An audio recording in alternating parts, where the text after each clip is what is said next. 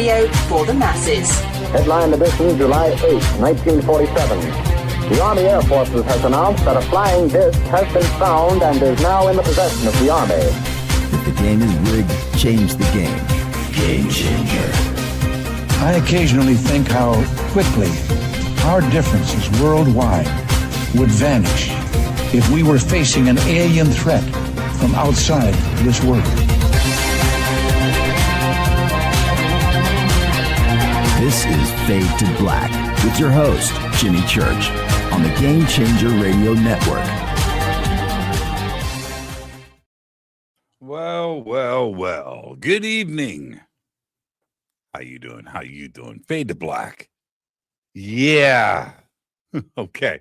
I'm ready. I'm good to go. Today's Monday, July 20th, 2026. I'm your host, Jimmy Church. Let's do this, man.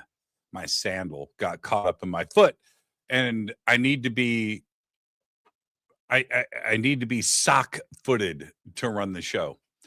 Yeah, my little pedal here that runs my teleprompter in front of me. I only use the teleprompter for a second, but to start it and to stop it and stuff, I can't use a shoe because there's 3 pedals there. I can't feel them through a shoe. So I either need to be barefooted or with my sock on. So it's like Braille, right? And anyway, so my sandal, my flip-flop got tangled up. I got to get that out of the way. The show's starting. Just in case you were wondering, and I know you were just sitting there thinking, "What's Jimmy?" Yeah, I know. Right? No, I know you weren't.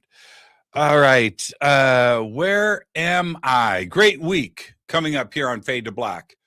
Tonight, Laird Scranton is back with us. We're going to be talking about advanced alien tech tonight. Tomorrow night, Leela Hutchison is back with us, and we're going to talk about her recent ET contact and a new book that she has out. Wednesday night, Timothy Hogan is back with us. Ancient Alchemy with Timothy. Thursday night is our once a month AMAAJA, where we get to hang out and you can ask me absolutely anything. It doesn't mean I'm going to answer absolutely everything, but that's Thursday night. All right. So today I went out, I took a ride on my Harley, and something very cool happened. All right. So I've got 2 Harleys. I don't talk about that too often. I have 2. I have a Street Glide, which is a big touring. I call that my old man bike, big touring bike for the highway, with saddlebags and all that stuff on it. And so I have that. It's black and chrome, and it's really cool. I like that bike. It's got one purpose. But then I have my racing bike, my racing Harley, and it is really fun, but it's really nice to look at. It's just one of those where you look at that and, I'm not, you just look at it. So anyway, today I'm out riding on the racing bike, and I pull up behind this car. I'm at a stoplight and pulling into town, into Quartz Hill, into town, little tiny town. But they have a little main drag that's like 3 or 4 blocks, and I like to cruise it, once a day. So I'm there behind this car. It's like a little white Honda or something. And it pulls over and waves me past. All right. You get that often. You get that sometimes where people will wave the loud bike past because they don't want to hold it up. Okay. So anyway, that happens. And I pass him and I take off. Wah, wah, wah, wah. But he stays right on me. Okay. We pull up to the next light, and he pulls up next to me on my right and stops, rolls down his window, and his wife, significant others in the passenger seat, rolls down the window and he goes, "Bro," exactly what he said, "Bro, that's a beautiful bike." And I'm like, "Yeah, man, cool, right on. Yeah, cool." Seriously, bro. I was like, "Cool." He gives me the thumbs up. He turns right. And so I continue on with a smile on my face. They're like, "Yeah, That right there. That's what it's all about. So it's been a great day. Yeah, it changed my mood. I was in a fine mood before that. I'm in a great mood now. I'm in an even better mood because Laird Scranton is here tonight. And we're going to be talking about compelling new evidence suggesting advanced technology existed long before ancient Egypt. Interesting. We're going to be talking about the United Kingdom, Neolithic Orkney, Scotland. We're going to be talking about ley lines. We're going to be talking about stone circles and how all of that relates to the Great Pyramid and how all of this can start to reshape the way that we think about our forgotten past. We're going to do all of that and much more tonight with Laird. Very excited. Haven't had Laird on in a minute, so I'm just going to get straight to it and say, hey, Laird, what's up, brah? What's up, brah? How you doing? I'm doing great. How are you doing? That sounds like you had fun today. That's good. Riding your bike has got to be a joy.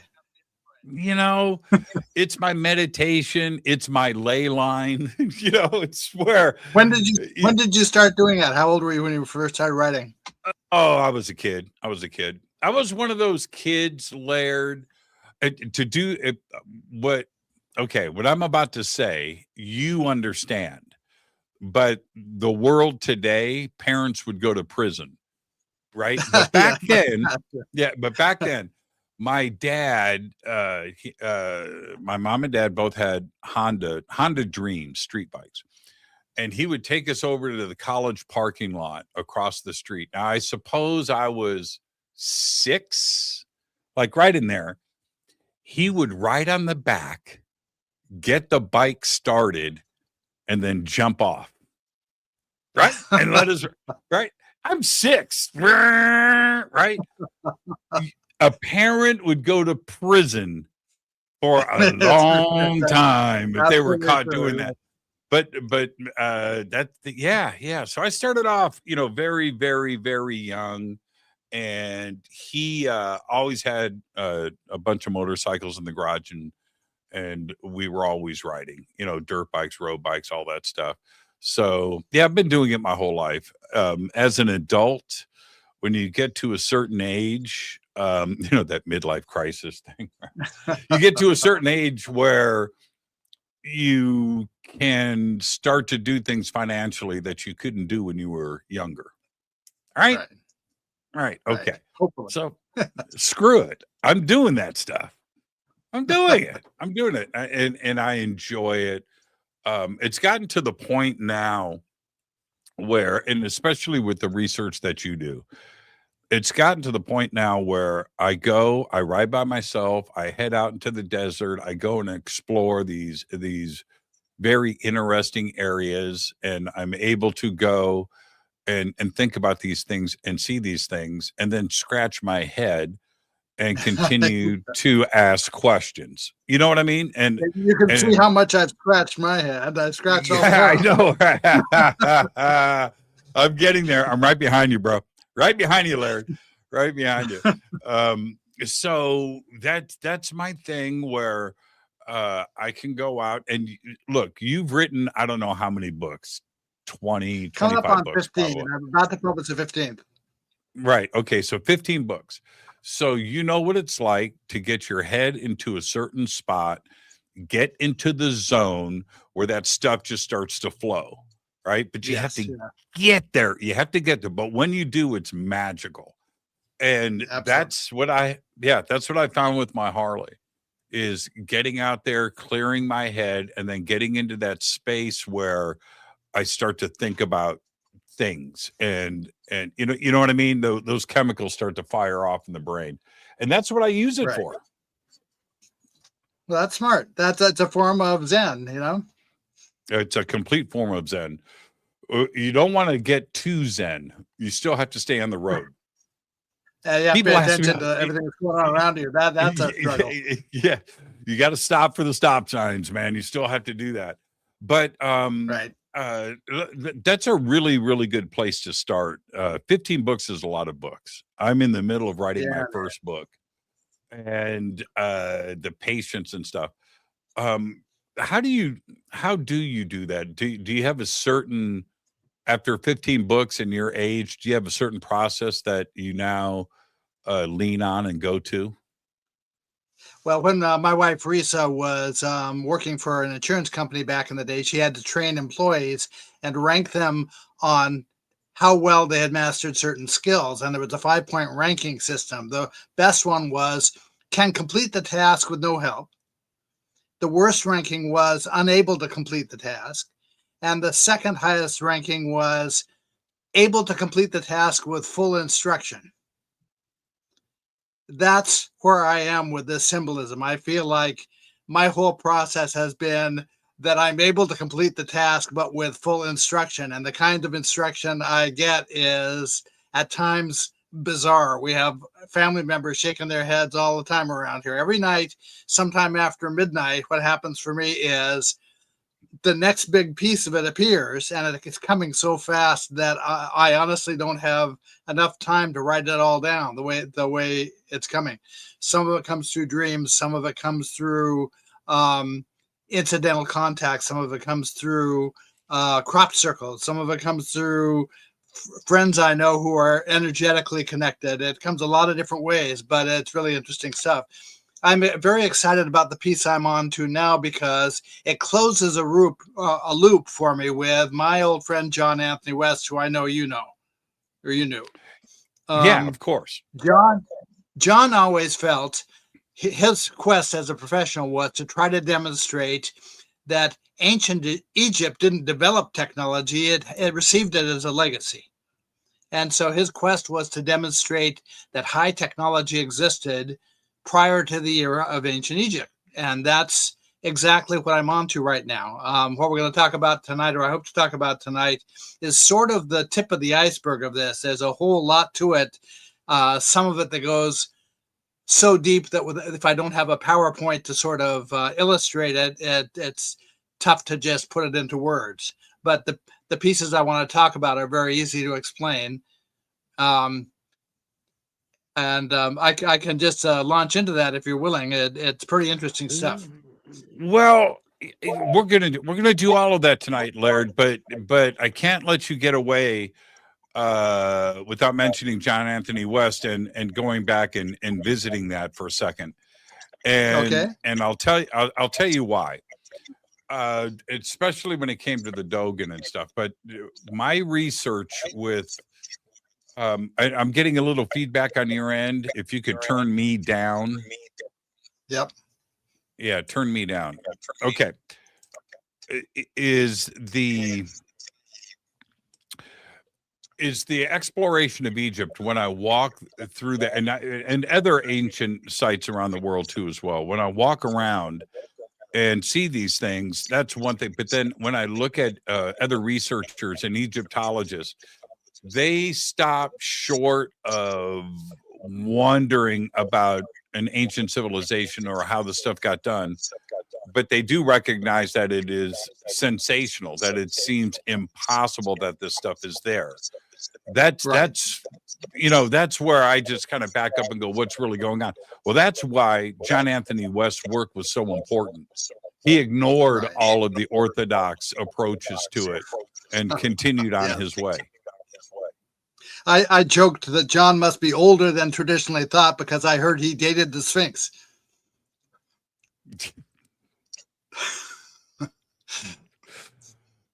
I think he did, actually.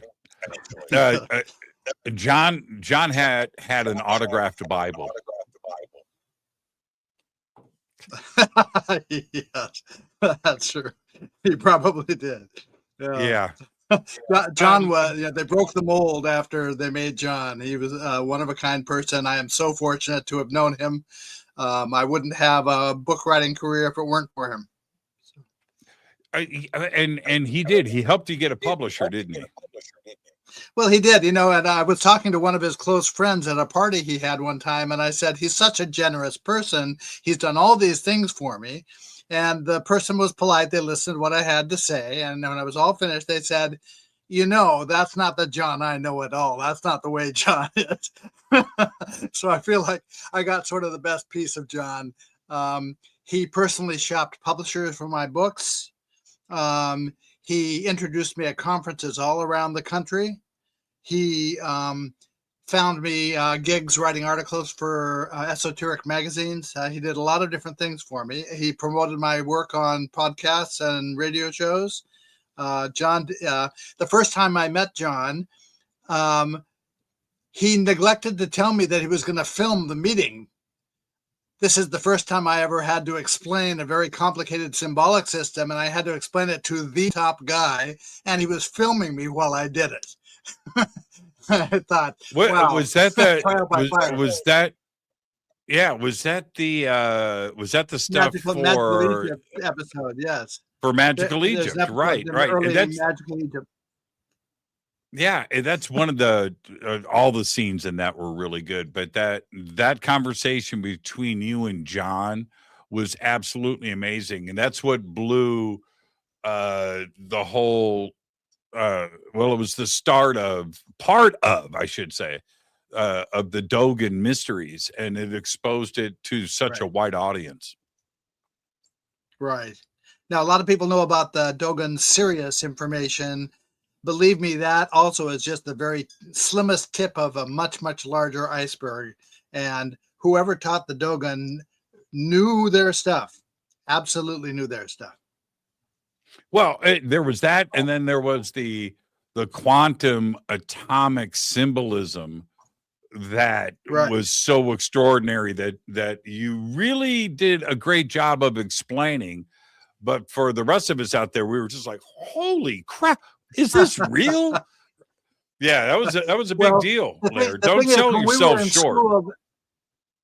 When we were in school, they taught us about atoms and electrons and protons, but below that, there's another level of creational energies that when I was growing up, the average teacher didn't know a thing about, so they couldn't really teach us. But now the teachers do know, but they still don't bother to teach about it, even though it's not any harder to understand than atoms and electrons. So yeah, that's right. The Dogon are very far into that information. So as we dive into this, I mean, for a foundational position on all of this, let me ask you a basic question. In a linear time scale, if we're pushing this back, how far does this go into ancient history? Because, okay, so history is where the written word starts, right? Okay. Right. Around 3000 BC is where the written word starts. Right. And even that is debatable, right? Okay, but let's say 3000 BC. That's a good spot. So how far back into ancient history are we moving this time scale to an ancient civilization or culture? You're familiar with Göbekli Tepe at around 9000 BC.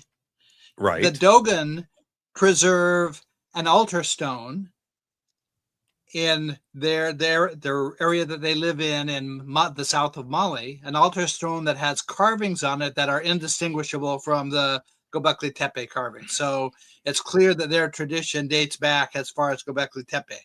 The specific information I want to talk about tonight dates from the Orkney Island era, which starts around 3600 BC, and it continues on to about 2600 BC. So there's 1,000 years in there where it looks like a group of very knowledgeable teachers were instructing humanity, groups from all over the world, about concepts of science and concepts of, they were presenting a civilizing plan for humanity. They were presenting concepts of agriculture.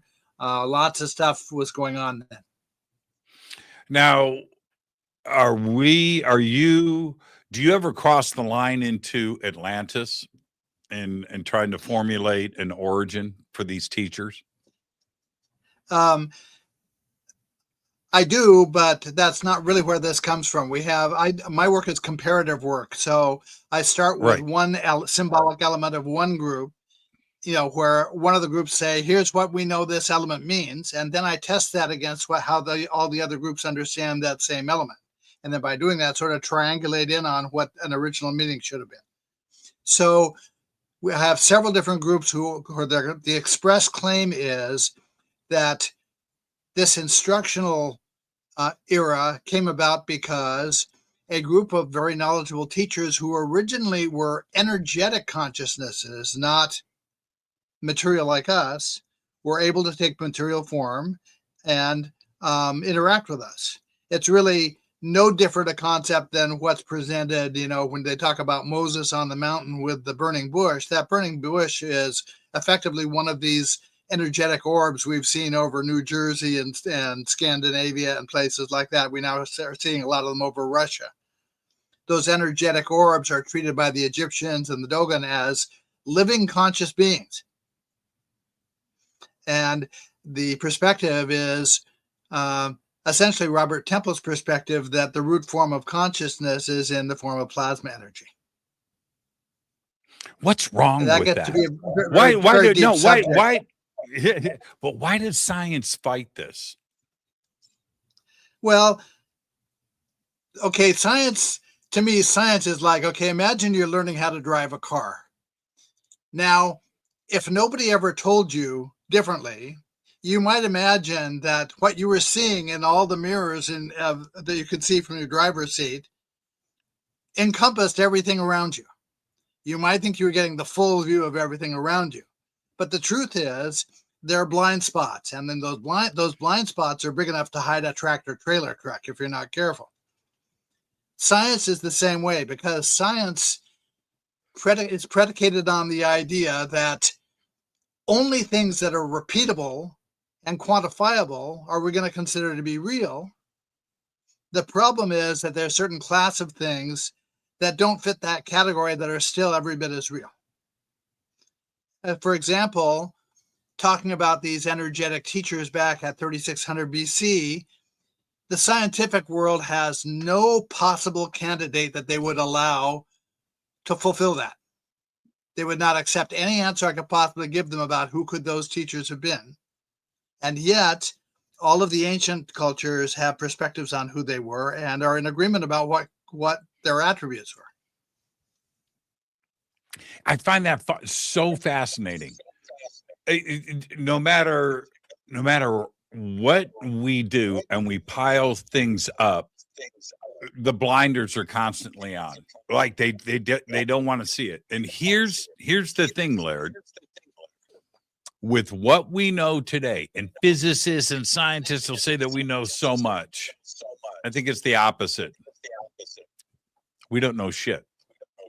Our knowledge is like this big, Laird. Yes. And there's everything. I can't imagine the millions of years it would take to continue to learn past where we are right now. That's my take. And that's why I think it's so absurd to say that we've got it all figured out, because clearly we don't. Right, I agree. And there's a whole lot to learn, but we're on the cusp of an era where a lot of that's going to be known. Tibetan Buddhism places us, the way they describe what they call their end era is defined in terms of everything that we have been seeing in terms of degradation of human ethics and despicable human action and so forth. That from the Tibetan Buddhist point of view, we are actually, from their viewpoint, we have just crossed the boundary. We've just gone over the hump of that. So hopefully things are going to start to get better. From the Tibetan Buddhist point of view, the type of information that I want to talk to you about tonight is referred to as hidden energy, and the express purpose of that energy coming out at this time is, to quote them, I'll quote them, they say it's to tame the beings of the end era. That their expectation is that this kind of information will be shocking enough to mankind to effectively wake us up and say, look, we've been looking at things the wrong way. Now we need to look at it a different way. And all of it is about lifting up the whole level of perception that we consider when we think about things. What's your definition of hidden energy?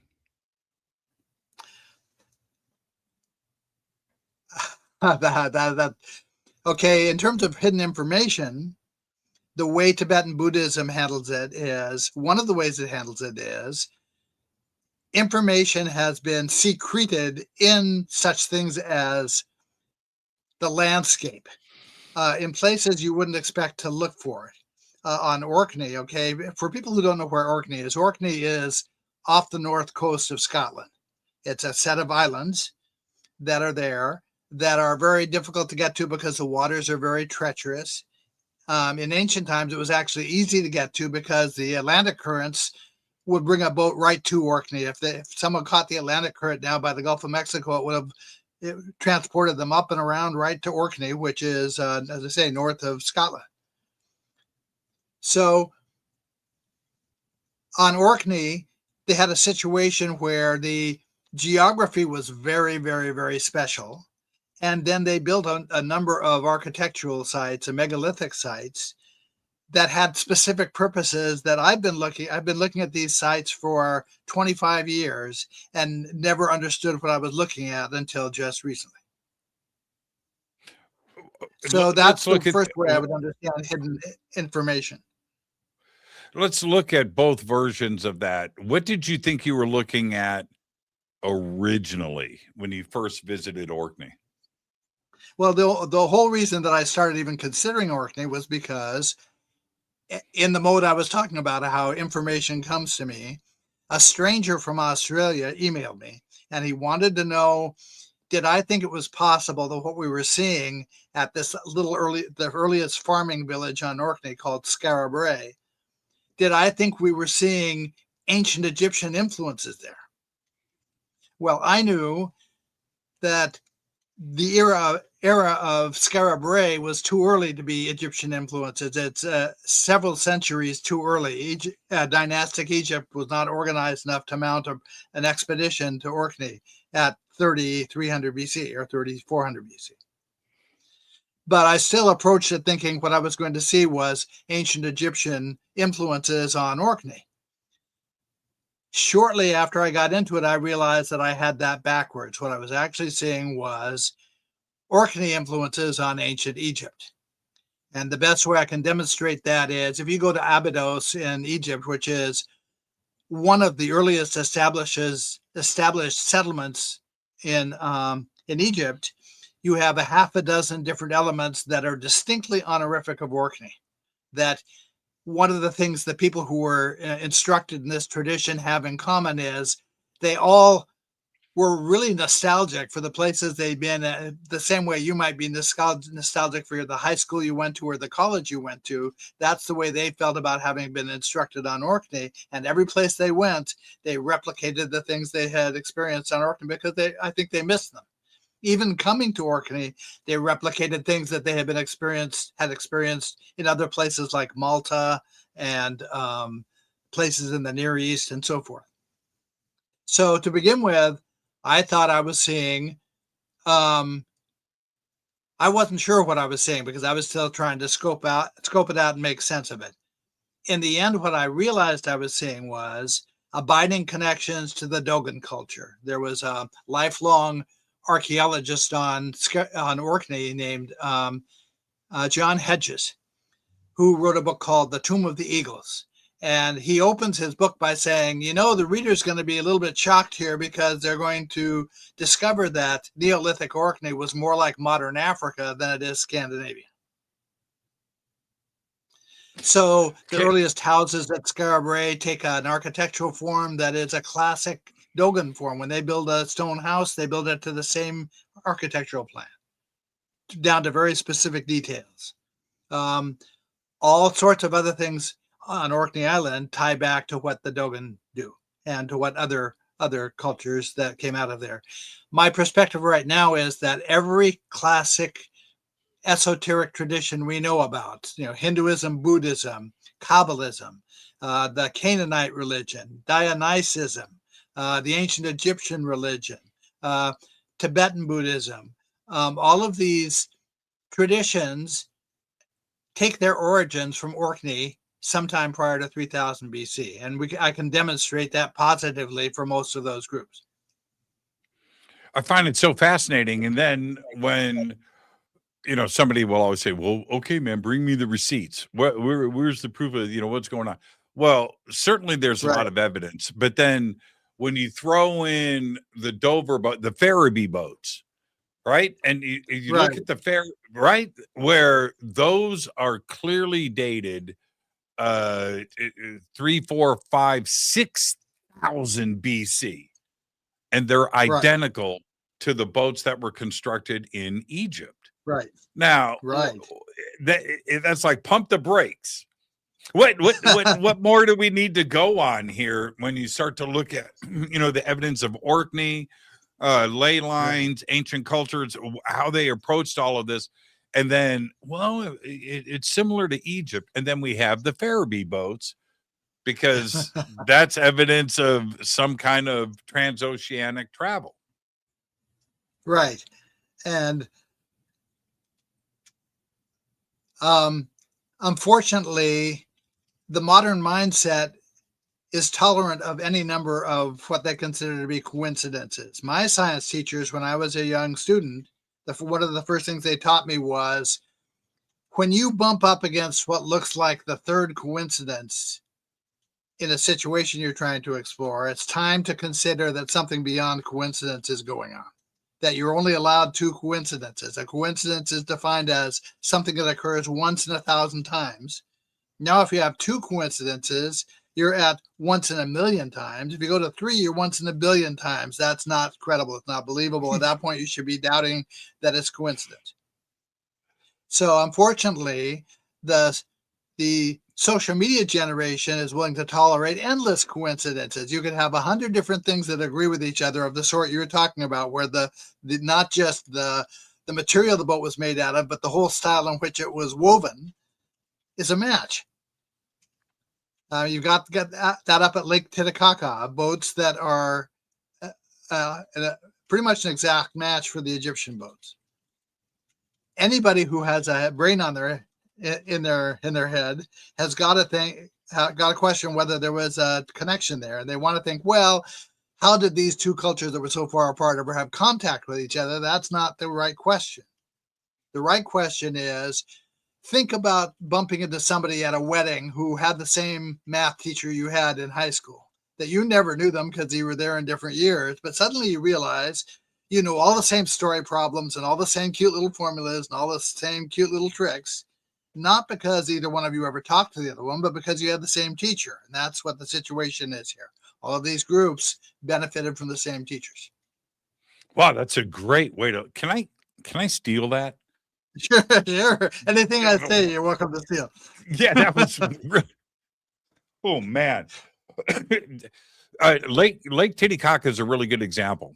Not to get sideways in this conversation, I want to get right back to the Orkney Island. But for people that visit Lake Titicaca for the first time, they're at Lake Titicaca visiting because they're curious. You don't wind up in frigging Bolivia, just on a whim. That may happen with Hawaii, but Bolivia and Titicaca, who's going to go to Puno for fun? Nobody. Yeah, God-forsaken place. But anyway, when you go out on Lake Titicaca and you just watch people, because I've been there 5 times, right? So I know the reactions of that people have. The first time you lay eyes on one of those reed boats at Lake Titicaca, that's one of the most out of place objects that you can imagine. Yeah.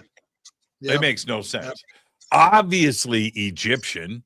I mean, that's an obvious thing, but it's everywhere on Titicaca. Right. Yeah, it's a crazy thing to see for the first time. Right.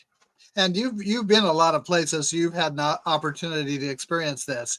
A lot of the people who are listening might not have been there. You don't necessarily have to go there. Really, the only place that I have been that I always said I would go to a place when I had a compelling reason to go there. I've been to Orkney a couple of times. I've been to the Avebury area down near Stonehenge in England a couple of times.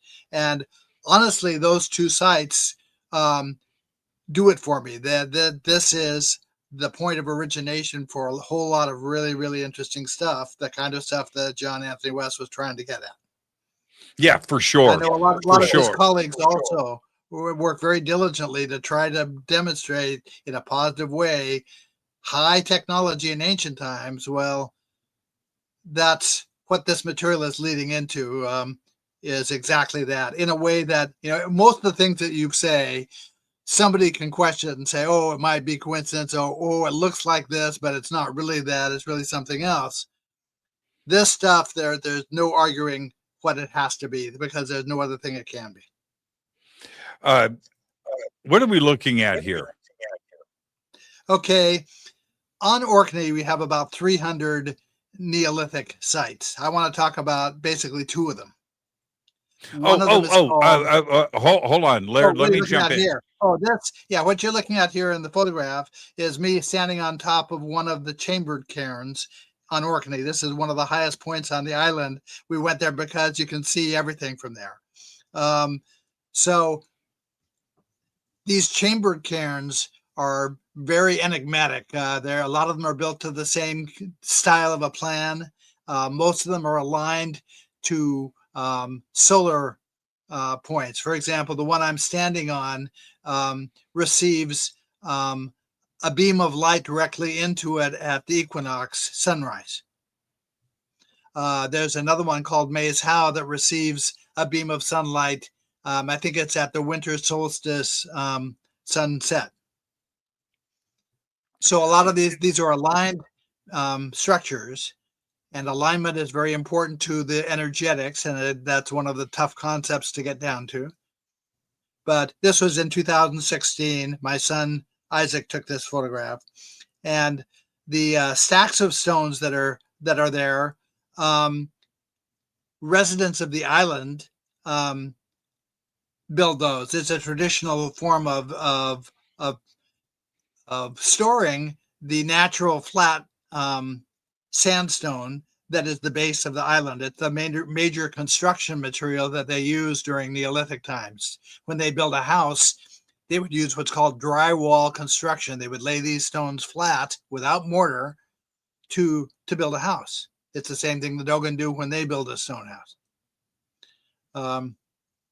This particular spot is very interesting because in ancient Egypt, there are myths about ancestral characters being reborn. They enter into the underground for a period of time, and they come out and they feel like they're being reborn. That's exactly the feeling you get when you come out of one of these chambered cairns. As I said, there are about 300 sites around Orkney, so if you go there, it could take you a long time to try to visit them all.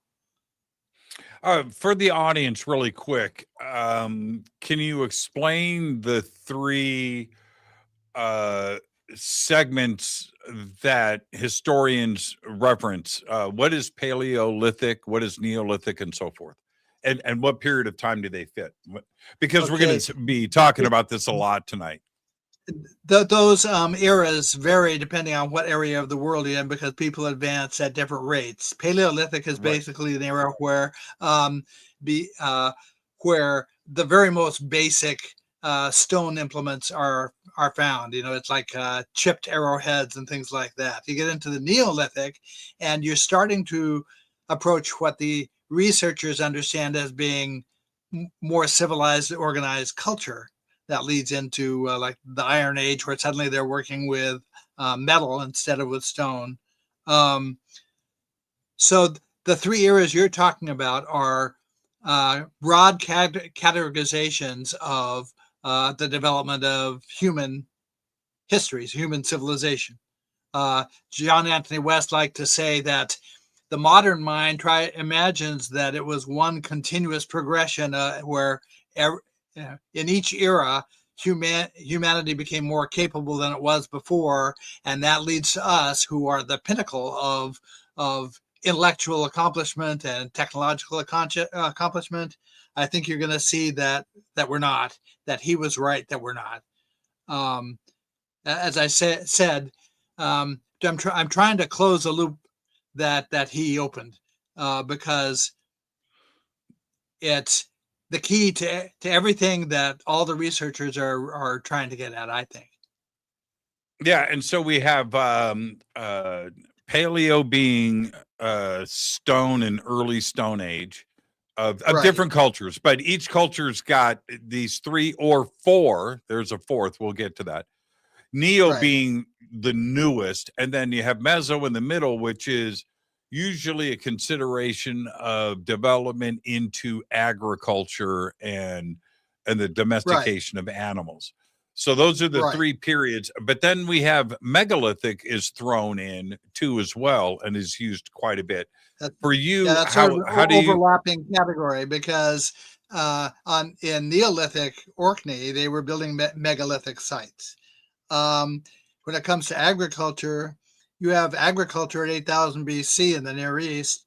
You don't have agriculture in the UK until the era of Orkney. As a matter of fact, that's one of the main things that was being taught on Orkney was skills of agriculture. And these are not rudimentary skills. They were using the farmers who arrived on Orkney at 4,000 BC came with a deliberate set of elements that allowed them to conduct very sophisticated organic farming.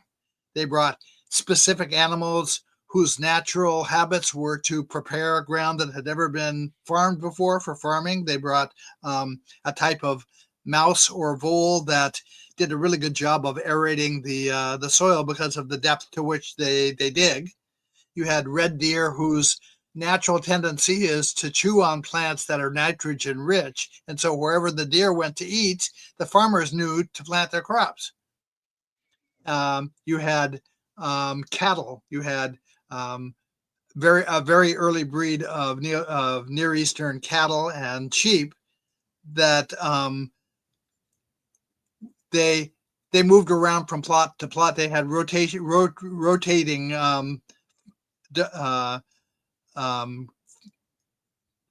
farming of those animals where they were grazing, rotated grazing of those animals because the material they were excreting was natural fertilizer for the ground. They were burying cow skulls to insert calcium into the soil. These are people who were working from very deep science in terms of the agriculture that they were producing. The Dogon are considered to be master farmers. This is a outwardly primitive tribe down in the desert of Mali who have the least equipped land to farm, and yet they produce wonderful things with it. You know what I use megalithic for? You know what? I'm a rebel, but this is what I learned from you, Laird. Don't forget, and John Anthony West. To my great teachers, I've stolen all of my best material from you two guys. Is this? I use megalithic for everything before paleo, everything before. I use megalithic for stuff that I want to talk about that's 100,000 years old or something completely out of the ordinary, and that's where I throw megalithic in. I don't care about the standards or what other people think. I think that we had this huge unanswered question about our forgotten past and deep past, and that's where I throw the label megalithic. Right, and the Ice Age pretty much wiped out any evidence we might have had of what went before. So that's all open question. We have no idea. But if you realize that modern civilization is the product of about 12,000 years of development, think how many periods of 12,000 years there were prior to that.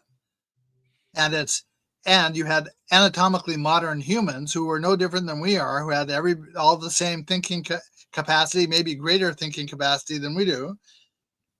Of course, they developed things the same way we have, and of course, there would have been rises of civilization back then.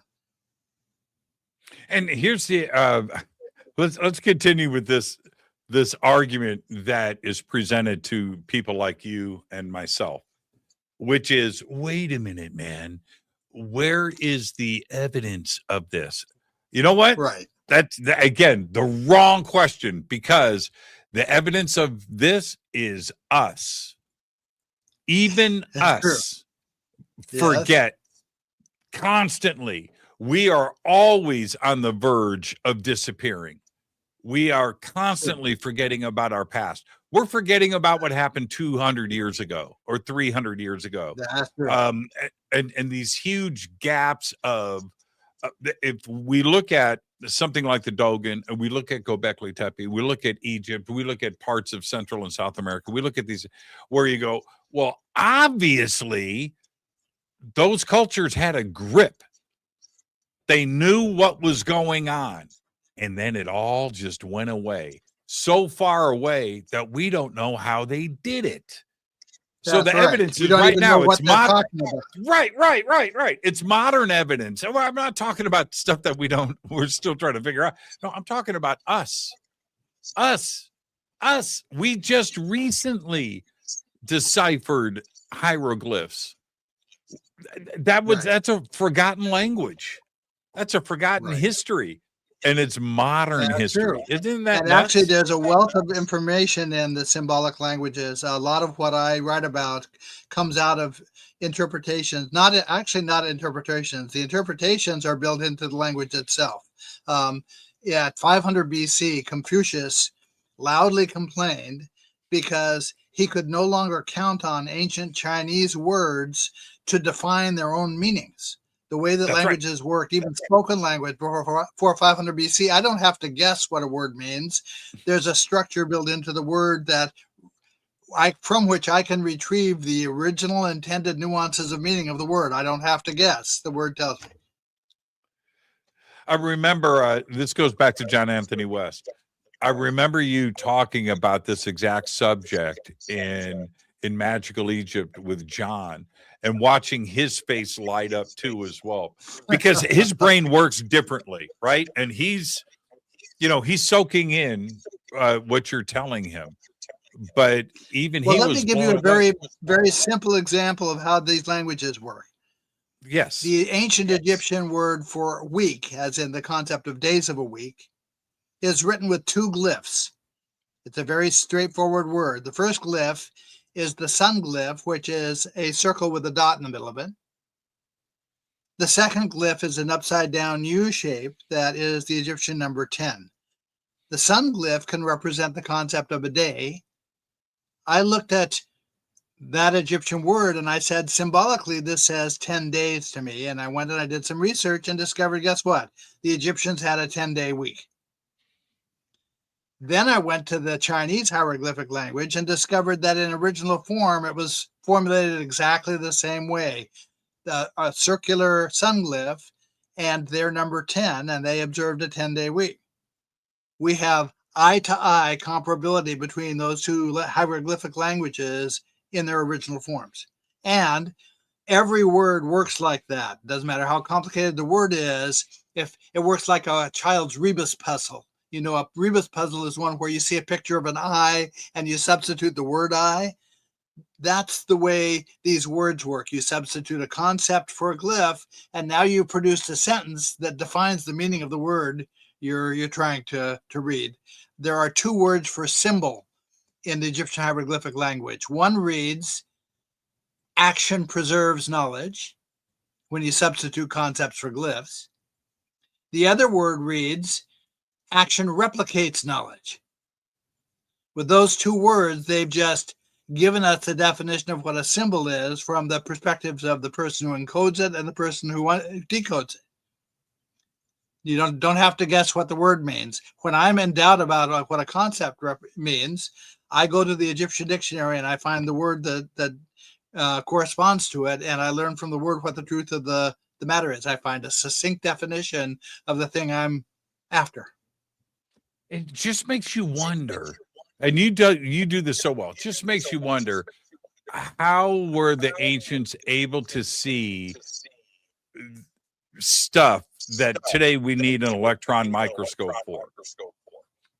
And have their last year. I can explain that.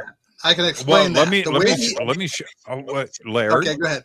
Yeah, go ahead. Let me show you something. Let me show you something. Last year, the first image of an entangled photon was released. Right. There it is. Right. Now, the great Laird Scranton, right, sees this and loses his mind. Right?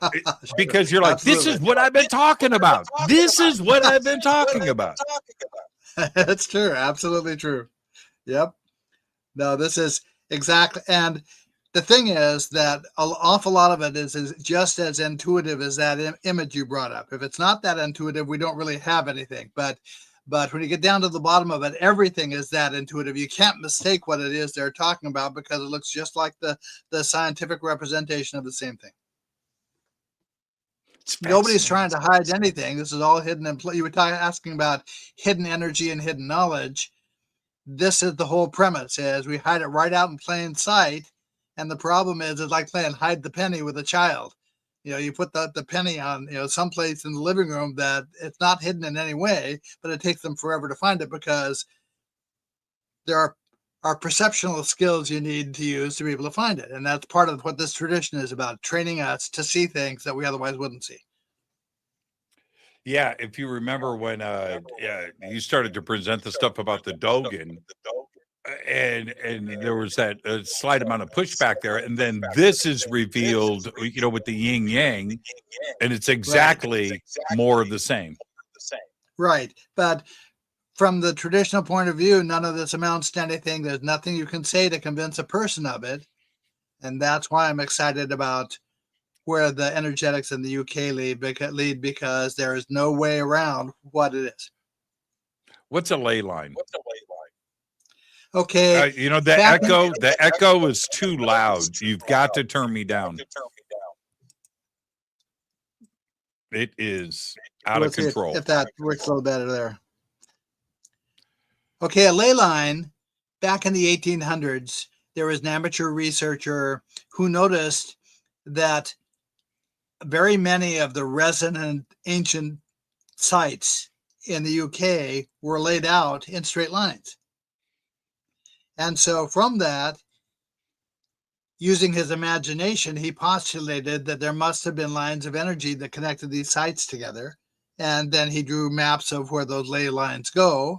And it makes sort of a pattern of skewed lines across the United Kingdom. There are certain places that sit on more than one ley line, and there are other places where the ley line crosses it. Places like famous chapels and famous long barrow mounds all sit along these ley lines, and they also tend to have natural energetics at the site that might be sitting on a highly magnetic site or a place where two energies converge with each other. These are significant energy sites, and they form patterns.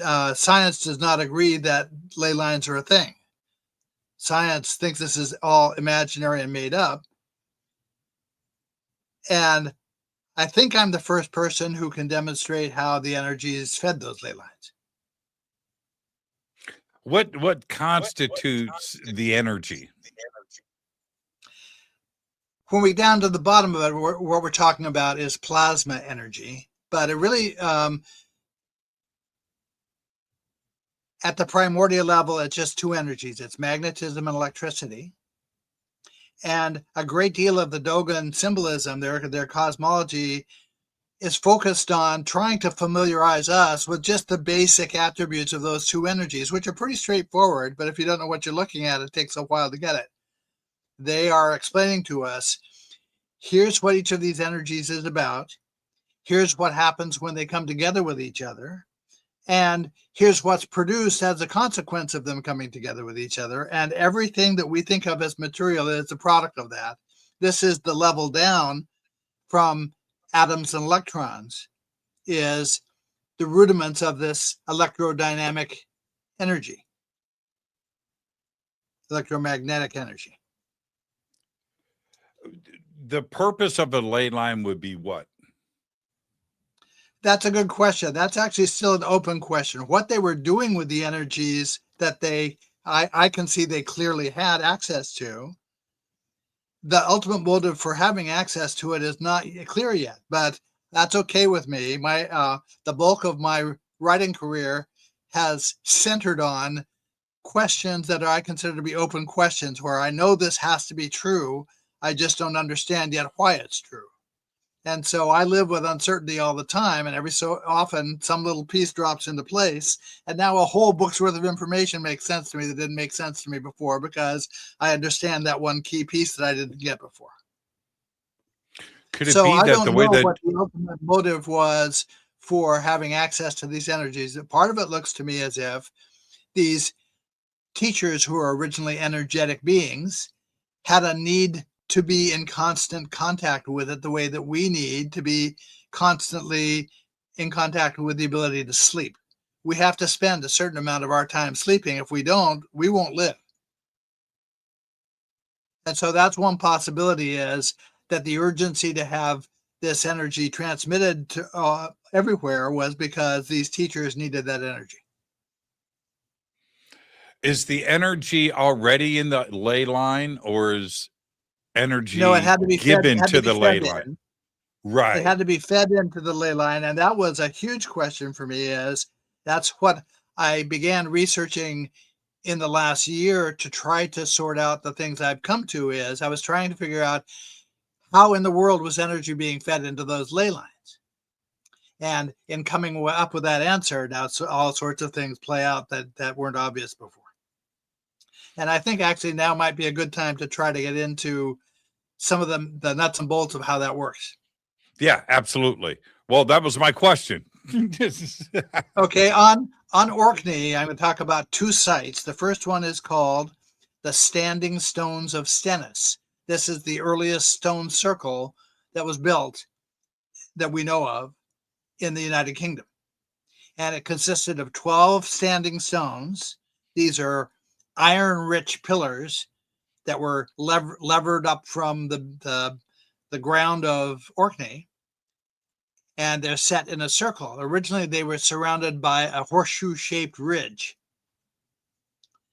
But you quickly begin to see that where they are set into a clay base that is very conductive of energy. And that clay base is part of an isthmus of land that sits between two lochs. One is called the Loch of Stennis. The other is called the Loch of Haray. And back at 3200, or prior to 32, or around 3200 BC, the Loch of Stennis was a highly salinated body of water. It was very salty. The Loch of Haray was fresh water. Now, when you have salty water on one side of an iron-rich clay base and fresh water on the other side, you evoke a current the same way that a natural battery does. You're feeding an electrical current through the area where those standing stones were, and those standing stones act like electrodes. They create a natural battery. And I've known for a very long time that there was a natural battery there. I just didn't know what they were doing with it. Now, also as part of those standing stones, there's a special stone pointing in the direction of the Maes Howe chamber cairn. The Maes Howe cairn is a mound. If you look at it from a distance, it's shaped just like Klaatu's flying saucer in The Day the Earth Stood Still, the original version. And it has a ditch around it, like a henge ditch that surrounds it, that they presume there was water in. My sense is it was probably salt water, because salt water is more electrically conductive than fresh water. So this special stone at the Standing Stones of Stennis focuses energy directly at Maes Howe. The structure of those standing stones, together with their ridge, creates what science calls a magnetron. A magnetron is a kind of a device whose entire purpose is to channel a beam of energy in a certain direction. And the way it channels it is directly at the Maes Howe chamber cairn. So we've set up a situation where a natural battery is transmitting a beam of oscillating electricity, which means vibrating, directly at the Maes Howe cairn. And at the Maes Howe cairn, you begin to notice, as you get familiar with what the structure is, that it has all of the attributes of what science calls an ion cyclotron. An ion cyclotron is a device that's used to spin electrical energy. And a traditional researcher would say, well, yeah, it looks like it's shaped like that. You can imagine that that's what it was, but this is all coincidence, and none of these things really mean anything, and you can't demonstrate that it really functioned as a cyclotron in any ancient era, so go away, basically. The thing is that it doesn't have just some of the attributes of a cyclotron, it has every last one.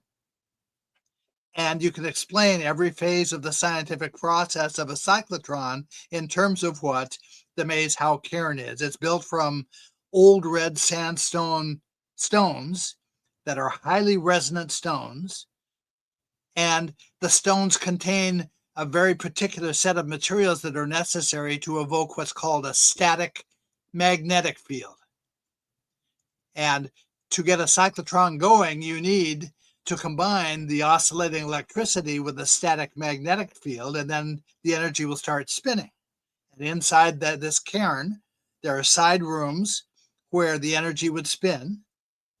And then there are also 4 more of these standing stones that serve to condense that energy and draw it together and focus it into a beam. But the beam sits perpendicular to the spinning energy. So the beam is focused upward, not horizontally. And back in the day, let's stop. Cairn is under. Go ahead. Let's stop right there. Let's take our break, because this is where we're going to focus a lot of our conversation tonight. Our guest, the one and only Laird Scranton. Laird, stay right there. I am your host, Jimmy Church. We'll be right back after this short break. Stay with us.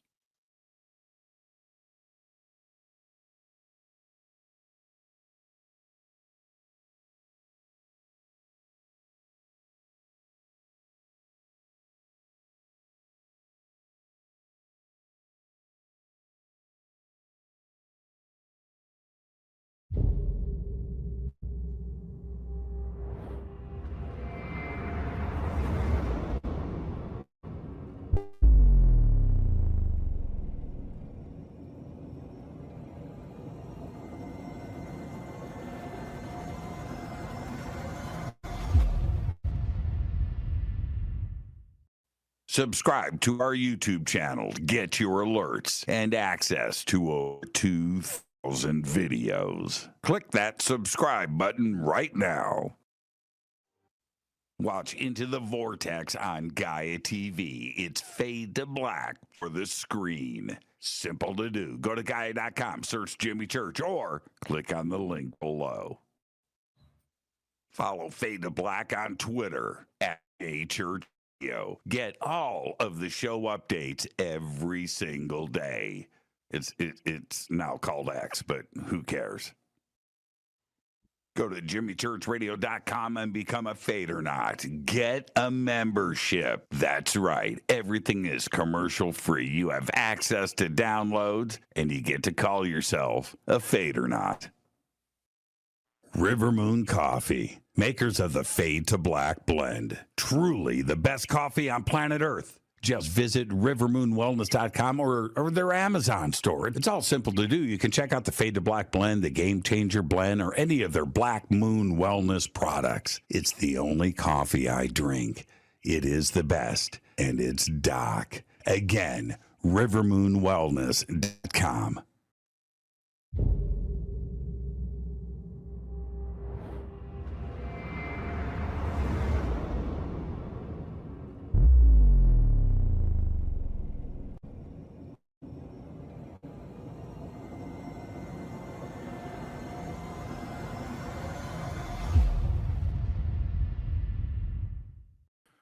Welcome back. I am your host, Jimmy Church. This is Fade to Black tonight. Our guest, Laird Scranton.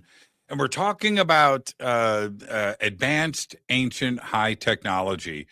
And with our focus on the north of the United Kingdom and the Orkney Islands. Right before the break, we were talking about the Stennis stones. I want to welcome back Laird. Laird, here's an image of the standing stones up there. And for me, every time I look at these images, I am just absolutely blown away. What are we looking at here? This is what's remaining of the original 12 stones, standing stones, of the standing stones of Stennis. And somebody had to lug these heavy stones. These don't compare to the 700-ton blocks that they moved in Egypt, but it still was an undertaking for people who had no obvious technology to get these stones moved, many miles across, or several miles across the island to this site. It looks to me like there were a series of classes of initiates that were taught on Orkney. Each of the classic esoteric traditions I was talking about represents its own class.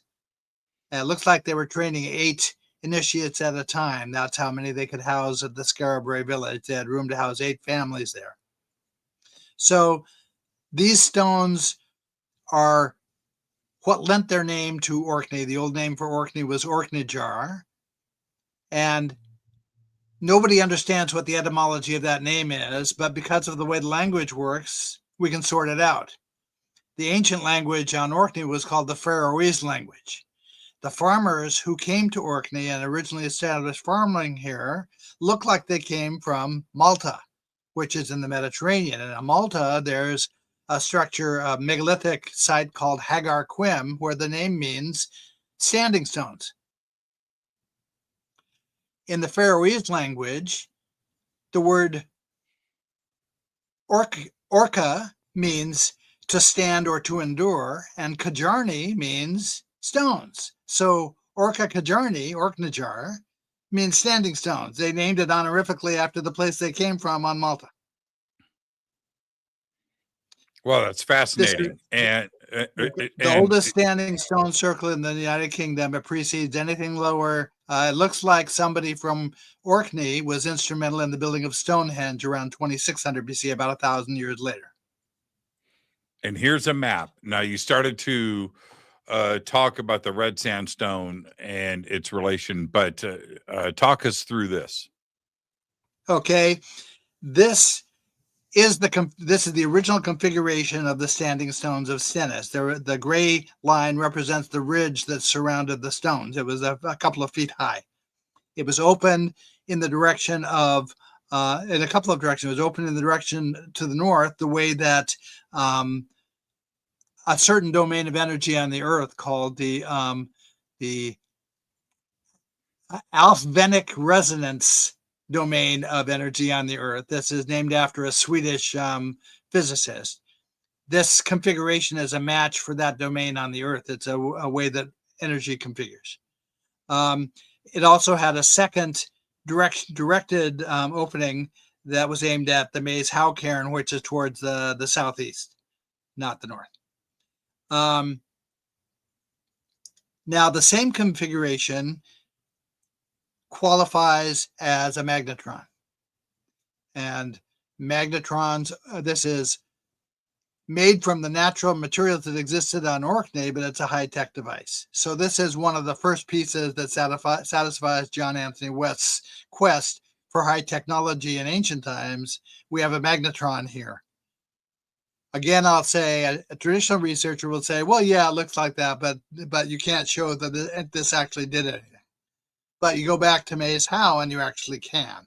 At Maes Howe, we have the cyclotron, which is producing a vertical beam of energy out the open roof.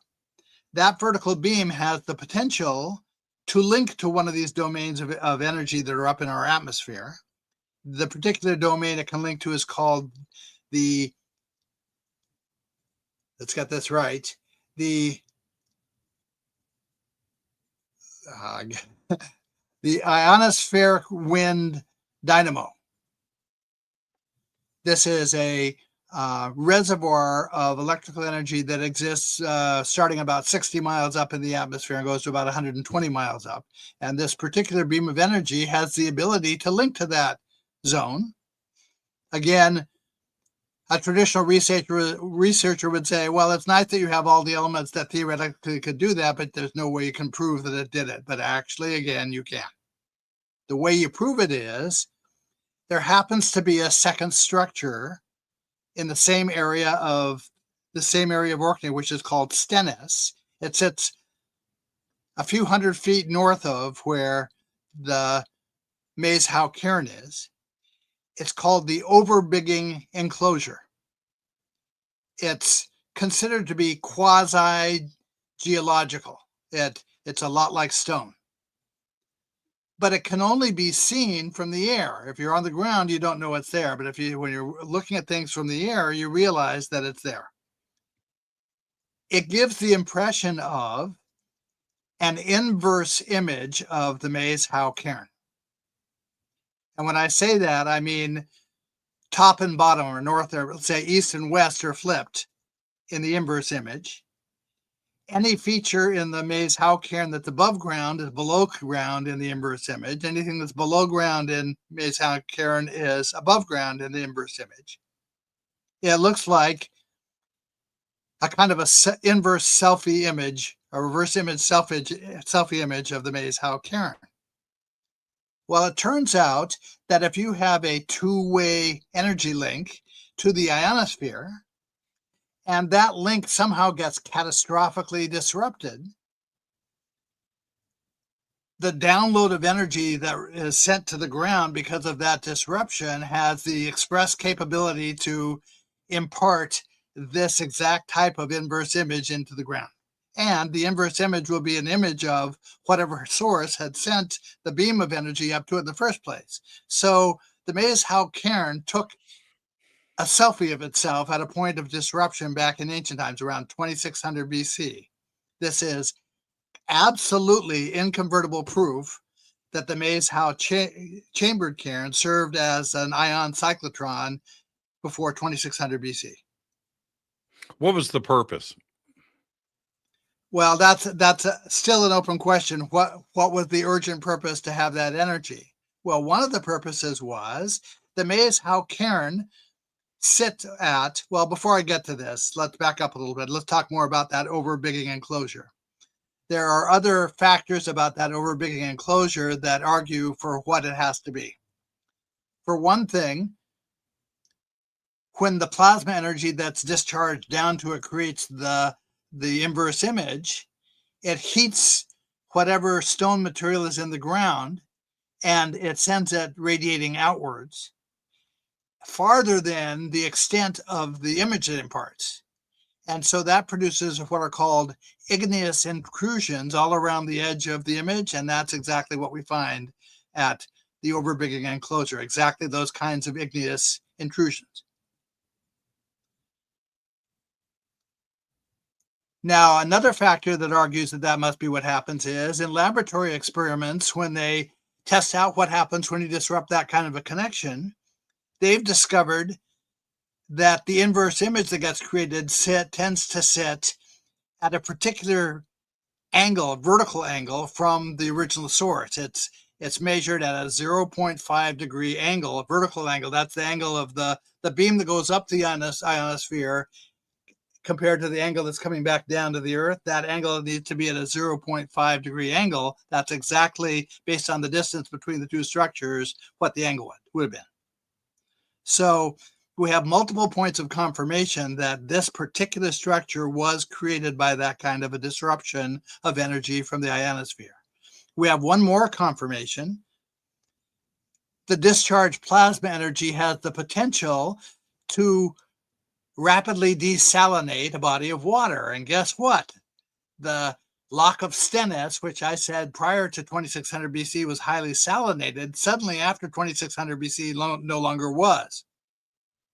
And nobody can explain why it wasn't. The reason it wasn't is because this same plasma discharge desalinated it. And when it did that, it destroyed the natural battery that was feeding energy to the standing stones, which meant the standing stones could no longer feed energy to Mays-Howe, which means they no longer had a cyclotron. And so the people who lived there, if they still wanted to have the benefits, whatever they were getting from the cyclotron, had to find another way to feed energy to it. And the way they did that was they built the Ring of Brodgar. A little bit further north of that is a larger standing stone. That's what Stonehenge was originally patterned after. And it takes the form of another highly technological method of energy linkage to the atmosphere that also had the capability with its own little magnetron to feed a beam of energy down to where Mays-Howe is. So it looks like they were working as hard as they could to restore that function. Okay, now, before the disaster happened, when you had the two-way link up to the ionosphere, the energy that was beamed back down from the ionosphere naturally tends to distribute over the surface of the Earth. And it does that in a very particular way. It does it in the shape of skewed vectors. That means lines of energy that are going every which direction, but that don't intersect each other. That is a literal description of the layout of the ley lines down in lower UK. And Mays Howe happens to sit right at the northern terminus of one of those ley lines. So we can see that prior to the catastrophe, the energy from this cyclotron is what was feeding energy into the ley lines in the lower UK. Will we ever So know now why? we have a credible argument against the naysayers to insist that the ley lines were real things. And we can now identify how the energy was being fed into those ley lines. And we know that the resonant structures that passed over had the ability to access that energy. We just don't know what they were using it for. Right. Will we ever know? Yeah, we will, because I didn't know this a year ago. What's your best guess? I mean, my mind goes to go ahead. My mind Your goes mind to possibly communication. That's possible, except that the area of the ionosphere where the energy link was to actually inhibits communication. Well, actually, one of the layers is very good for long distance communication on the Earth. The other layer, it actively inhibits communication. So I can't say positively that communication was a top priority, but it might have been one of the priorities. It's on my list of things to keep in mind as I'm exploring this. Is there any way that might have been what was going on? But it looks more to me as if the group of teachers who were involved here had a biological need to be fed by this energy. And so that justified a whole lot of high-tech effort on the part of somebody who had high-tech skills to produce it. Because the initiates who were learning farming clearly were not the ones behind this. Right. I mean, some type of immortality machine is altering DNA. I mean, you could just let your imagination go, but it was done for some reason, and there is a lot of knowledge behind this technology. And another comparative that could help us understand this is a dolphin or a whale. A dolphin or a whale can dive under the sea for very, very long periods of time, but sooner or later it has to come up to the surface and take a breath. Right. So we can imagine that these plasma beings who were able to materialize, every so often had to take a breath of plasma. Or they had to renew themselves with plasma the same way we renew ourselves with sleep. And so my top of the list guess is that it's one or both of those things to start with. Whether they were using it for other purposes, for example, the energy that is connected to by the ring of Rodgar has the ability to lift heavy objects. It's exactly the same energetic technique that's used at major shipyards in the modern day to offload was a canal system on Orkney in ancient times, that it looks like Stennis was a loading unloading point. It's quite possible that somebody was using these energetics to move those loads. As a matter of fact, the name of it was Loda. Well, this is disputed. This is highly disputed. But one of the names that is applied to it in very highly disputed texts is Loda. And Loda in the Faroese language means to load or to unload. It also means electrical charge. So it's quite possible that one of the purposes of the energy was to lift things. How do you think they were lifting things in ancient Egypt? Maybe they had technology like this they could use. Well, how do we connect Orkney? We'll try to get this before we end the show tonight. It's a long conversation. But how do we connect something at 4000 BC, 3800 BC in Orkney over to Egypt at 3000 BC to 2600 BC. How do we connect those dots? Okay, let's take the most intuitive way first. Each of the classes that graduated Orkney adopted a name for themselves, the same way that in college you picked a major subject. The name that the class adopted for itself declared its major subject of study. So those names had particular meanings. In Egypt, the name was Mira, which means love's Ra. Ra was a symbol of materializing energy. For the Jewish tradition, the name was Yahuda, which means praises Yah, which is light. For the ancient Naki tribe on the borderland between Tibet and China, the name was Naki or Naxi. That's Na Sakai, two words that mean celebrates the feminine non-material. At the Skara village is set next to a bay of water that's called the Bay of Scale. Sakael means celebrates El. El is a god of space of the Canaanite tradition. So one immediate way that we can trace any of these groups is because they have that naming convention in ancient times for themselves, which reveals themselves to have been educated on Orkney. And there are a whole host of other factors that are signatures of that instruction. For example, any society that imagines that there's a wheel or a chariot associated with the constellation of Orion was instructed here. Because you look at Orion and there's no sense whatsoever of any wheel. How could anybody imagine that? There's nothing to suggest it. There are a whole host of other things like that. Any society that measured primarily using the cubit as their unit of measure was influenced by the same instruction. Now, in Egypt in particular, within a couple of hundred years of the Orkney era of instruction, they established Abydos. At Abydos, the site of Abydos was set up. Okay, you can't see it from, you had shown the picture of the standing stone of Stennis. You can't see it in the picture, but off to the left of the picture, across a span of water, are two mountains called the Mountains of Hoi, the island of Hoi. And those mountains happen to be situated such that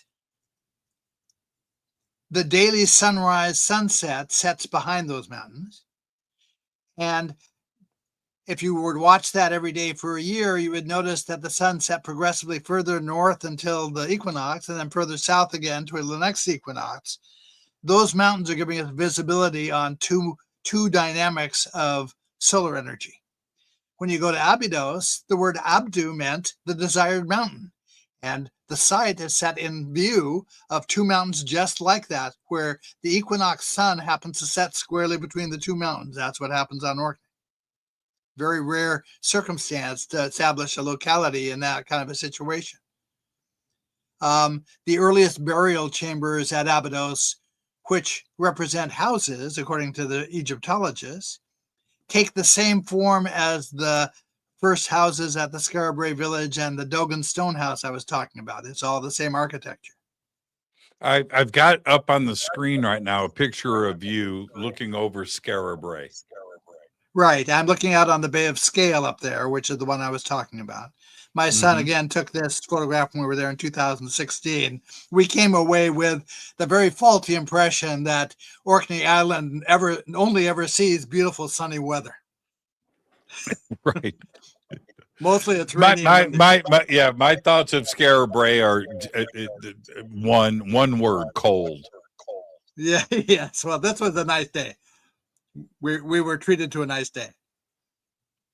So you're saying that the architecture for the homes in Abydos and Skara Brae are similar or identical? They follow the same pattern. It represents a particular thing. What it represents, according to the Dogan, is the body of a sleeping woman or a goddess. Again, that's a concept that we're familiar with because it became popularized in Malta the same place I said the Orkney farmers came from. The sleeping goddess statue, the famous sleeping goddess statue, is there associated with the Halsaflieni. Now, what's interesting is that in the Maltese language, Halsaflieni means low-lying village. And so the investigators who discovered it couldn't figure out why would they name a chambered hall that's set inside of a mound that can only be accessed from the top. Why would they name it low-lying village? It's because they're looking at the wrong language to explain it. In the Faroese language on Orkney, Halsaflieni means cave or hall of the sleeping one. And that's where they found the statue of the sleeping goddess. Now, by the way, that the house plan of the original Scarabray houses, I have not found in any of the traditional literature that I've looked at, and none of the official Orkney sites show it or even mention it. Where it's preserved is in a children's book that a children's author who happens to live within an hour of where I live right now happened to draw. He's an author and an artist, and he recorded it in this children's book, exactly the way the layout, all of the chambers at Scarabray were built to the same plan. And the main part of the plan is an exact match. Well, actually, the plan itself is a match for the Dogan house, down to very specific features. They were both built with dry stone walls. And at the top of the walls, they finished the walls by setting stones vertically up on their edge all along the top of the wall. The house is characterized by a round room that represents the goddess's head up at the top right. And it has two long arms down the side rooms. It has a central room that represents her body cavity with a hearth in the center of it that represents her heart. And then it has doorways and openings at the bottom that represent her sexual parts. This was the pattern for any number of structures early on in the later traditions. There are structures on Orkney that are built to the same pattern of the sleeping goddess. In one of the islands of the Hebrides, we witness an artifact that they produced there that represents the transition from a figure of a sleeping goddess to the figure of a Christian cross. You can see both elements clearly displayed in this artifact. That's where, to my way of understanding, Christianity emerged from this ancient tradition. Laird, who were the teachers? Somebody is traveling and teaching. Who are the teachers? Yeah. Well, the teachers, the Dogon say, were the Numo. Now, the Dogon word Numo corresponds to an Egyptian compound word, Nu-ma. Nu-ma, in the phonetics of the cosmology, Nu refers to waves or energy or water, and Ma means to perceive. So the Nu-ma were named because they were waves of energy that were now perceptible.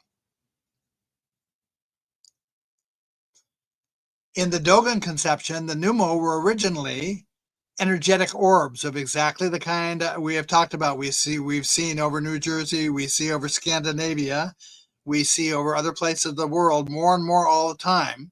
The Dogon say one of their functions is to rebalance atmospherics, which is something our planet desperately needs.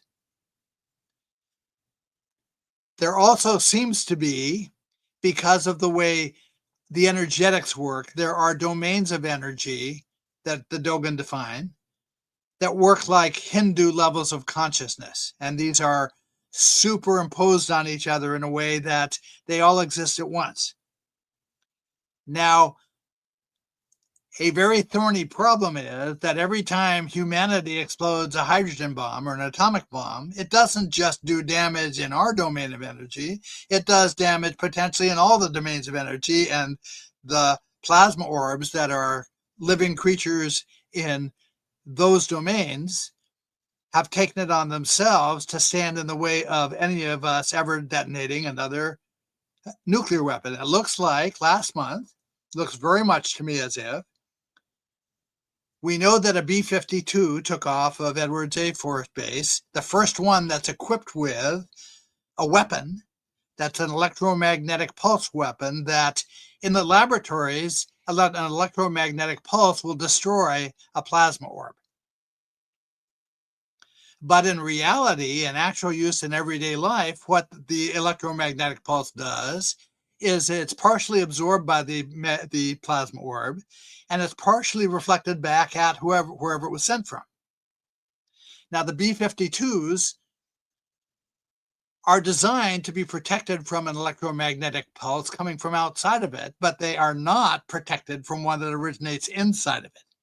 And so it looks like the 8 people who were on board that B-52 inadvertently fried all of their own avionics and ended up as a smear on the tarmac because they tried to take down a plasma orb.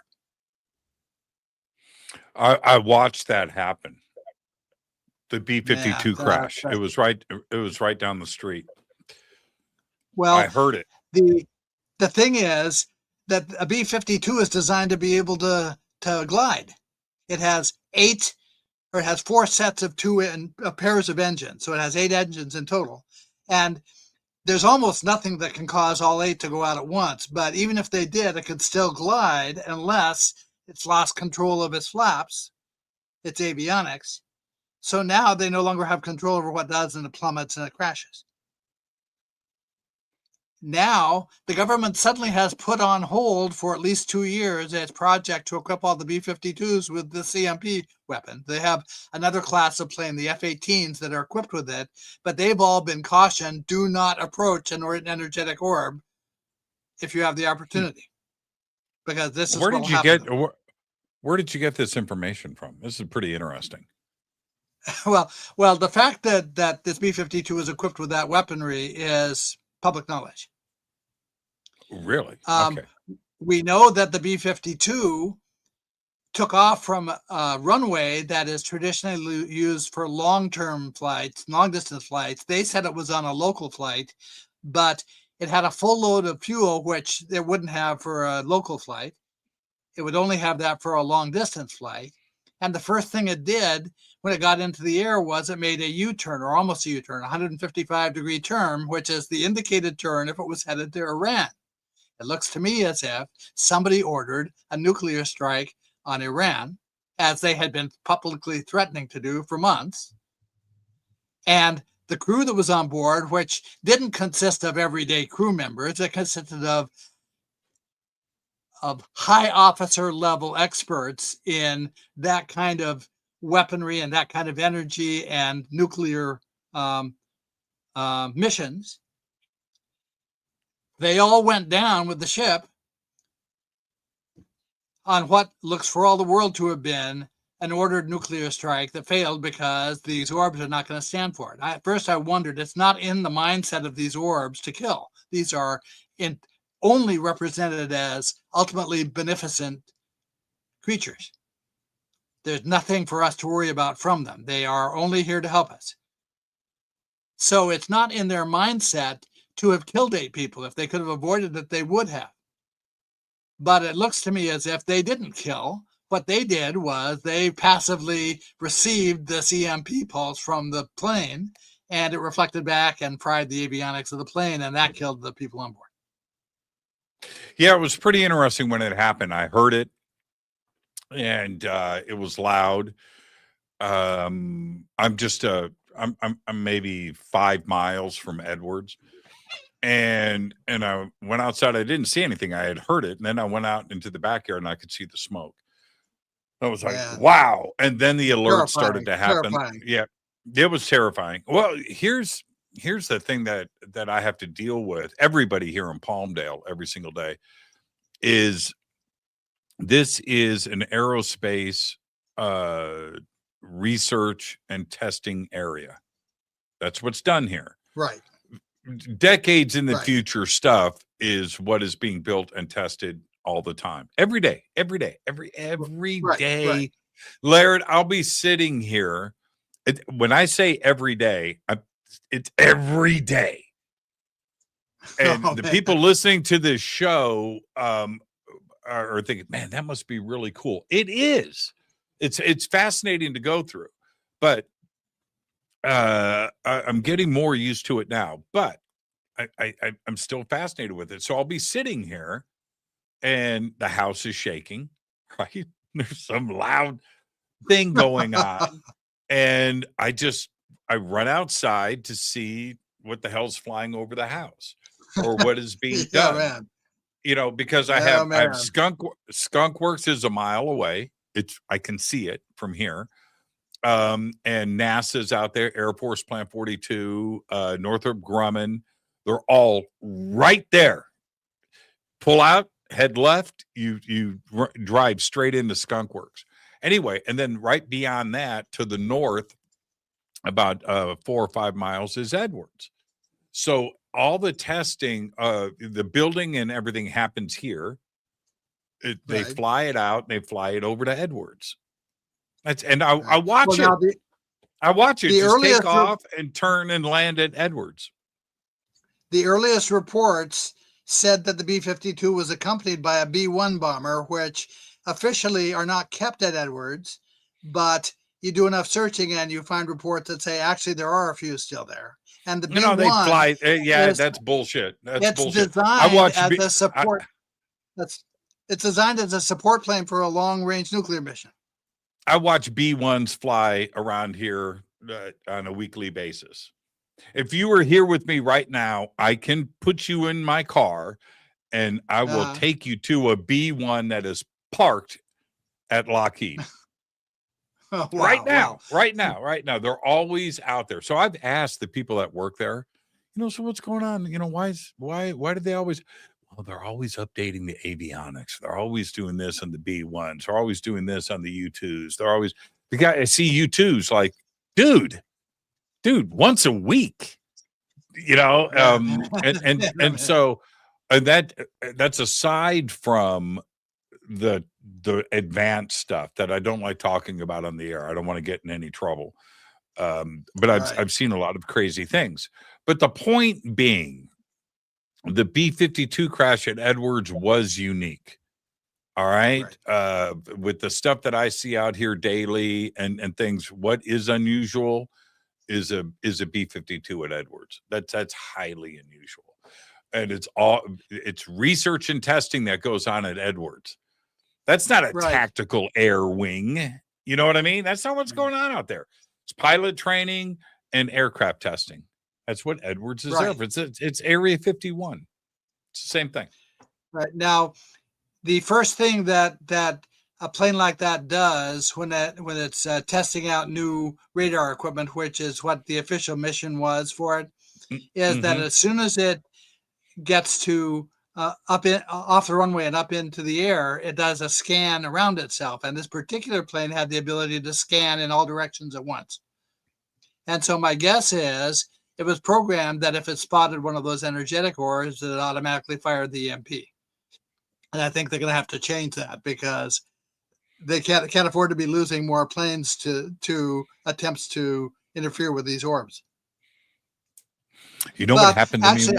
I feel very good that it looks like there's somebody, quote unquote, bigger than Phil out there, an adult in the room who is standing in the way of our use of nuclear weapons. There was an interview with Biden when he was still president, talking about the Ukraine war, and the interviewer asked him about the possibility that Putin was going to use nuclear weapons in Ukraine, and Biden very casually off the cuff said he won't use nuclear weapons, as if it was common knowledge that he was going to do it, because from my point of view, we are precluded from using them. And they can make all the threats they want to, but they're empty threats because no one's going to get away with using them. I was on my Harley, and I'm Edwards is really, really, really big. Okay, you can see the base, but the facilities are huge. That expand way past the base. But there's an access road that cuts through the dry lake bed, the Rogers dry lake bed, and the Muroc dry lake bed, where Chuck Yeager land, the space shuttles landed there, and so forth. It's very big. It's very cool. But there's an access road. It's called Rocket Site Road that cuts through Edwards, and the public it can access the freeway on that road. Nobody uses it. It goes through the middle of the desert. But I'm out there one day on my Harley, and I pulled over because I had bugs on my helmet, and I wanted to clean it off. So I pulled over. There's no place to pull over. I pull over, and I'm goofing around. I'm taking selfies. I'm right next to Edwards, right? I'm at the end of the runway, and dude, the camo dudes pulled up on me in a white Jeep, and they were not nice to me. No, man. No. And it got ugly. But this is what they said to me, because I said, dude, they were just ready to go. I go, where'd you guys come from? Because it's the desert. I was out there by myself. And he goes, man, we were up on that hill on patrol, and I see you with the binoculars taking selfies. You can't have that. And I go, he goes, do you understand what we do here? And there are people, our adversaries, that are looking all over the net, and you want to post this stuff on social media. They're not looking at you. They're looking in the background. They want to see what's going on here. We can't have that, man. And now I'm saying it to you. Yeah, I'm saying it to you in a fun way right now. That's not how he communicated it to me. No, he used a lot of very colorful language and threatened me. Yeah. And that's where I live. So when you bring this up about the B-52, I find it highly unusual. But the only reason that B-52 was at Edwards is testing of advanced technology. B-52 is an old plane, man. Why is that at Edwards? Yeah, for advanced systems. No doubt about it. Okay, now to jump back to Orkney for just a minute. Sure. Suddenly we have a way of objectively determining where else in the world, the ancient world, were they linking in the same way to energy in the atmosphere. What we look for is any locality where there is a ground image that is interpreted as the inverse image of a nearby resonance site. So we have that on 4 continents. One of them, one that's of really a lot of interest, is called the Serpent Mound disturbance in Ohio, which presents as the inverse image of one of the Adena mounds that's nearby. And it has all the right attributes. It's situated at a 0.5 degree vertical angle from the mound. The point where it's understood to have formed. Okay, there's another aspect of this I haven't gotten to that you all need to know about. The points in time where these energetic disturbances happen. Okay, let me back this up. The kind of energetic disturbance that happened was enough to catastrophically interfere with the ionosphere without destroying it and without interfering with the rotation of the Earth. And there's only a very, very slender set of potential astronomical events that can produce that. And the only one that has all of the right attributes is the close flyby of a planet-sized object. So now we're into the domain of Immanuel Velikovsky, who said Venus and Mars made repeated flybys of the Earth in ancient times. And the eras in which these disturbances are indicated to have happened are the same eras that he pinpoints for the close flybys, even though he says Mars made recurring passes. And from my point of view, clearly Venus did too. Venus, we know, made a pass like that because Venus is in rotational resonance with the Earth. It always shows the same face to us when it comes closest to us. And at that point, it has a remnant comet's tail, just like he said it had a comet's tail. that extends out into space as far as where the Earth is and points directly at the Earth.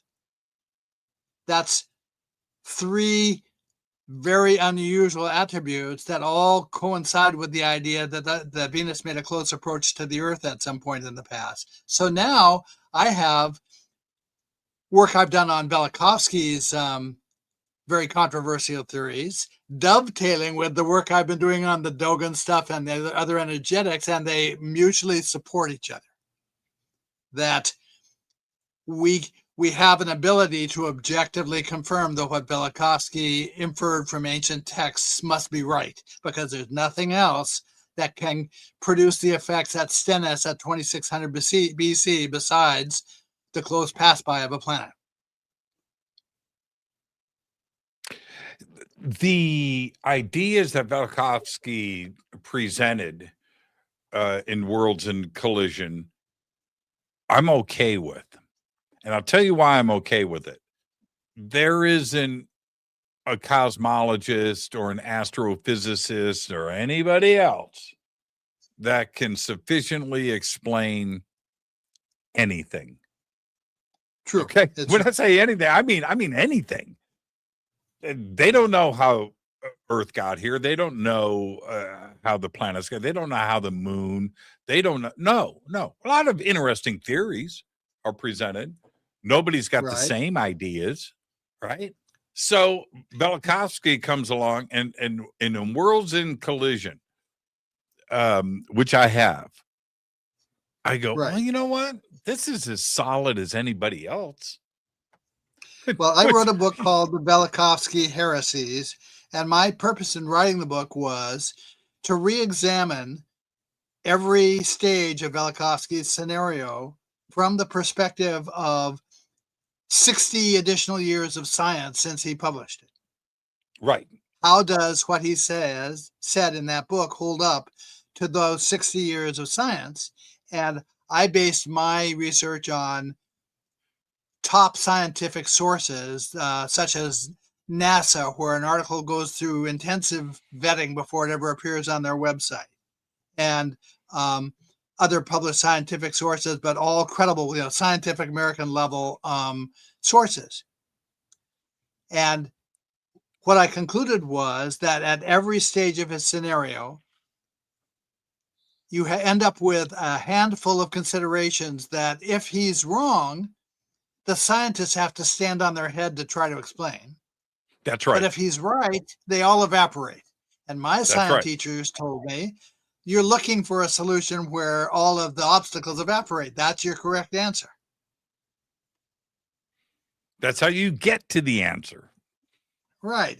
Because you entertain all the possibilities and you notice one of them really resolves the questions better than all the others.